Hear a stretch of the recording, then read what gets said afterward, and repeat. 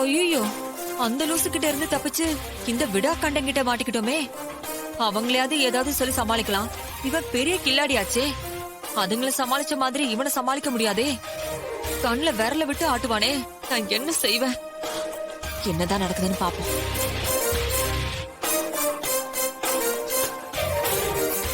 Hello, எங்க போறீங்க? நான் எங்க வேணாலும் போவேன். உனக்கு என்ன வேணும்? எனக்கு ஒண்ணும் வேண்டாம். நீங்க எங்க போறீங்கன்னு கேட்டேன். நான் சும்மா அப்படியே காத்து வாங்க போறேன். உனக்கு என்ன பிரச்சனை? எனக்கு எந்த பிரச்சனையும் இல்ல. சரி, என்கிட்ட மட்டும் உண்மையா சொல்லுங்க. நைஸா வீட்டை விட்டு ஓடிடலாம் தானே பாக்குறீங்க? ஏய், என்ன உளறிட்டு இருக்க?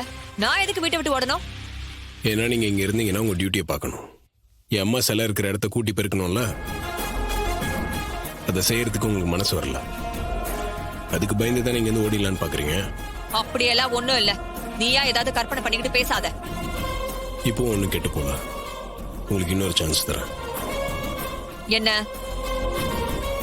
இப்படி அடுத்து உங்க குடும்பத்தை கெடுக்கிறத விட்டுட்டு உங்க புருஷனோட போய் சந்தோஷமா வாழ்ற வழியை பாருங்க. ஏய், வாய் மூடு. நீ யாரு எனக்கு அட்வைஸ் பண்றதுக்கு? நான் உன்னை வீட்டை விட்டு துரத்தலான்னு பார்த்தா நீ என்ன துரத்தணும்னு பாக்குறியா? நீ நினைக்கிறது இந்த ஜென்மத்துல நடக்காது.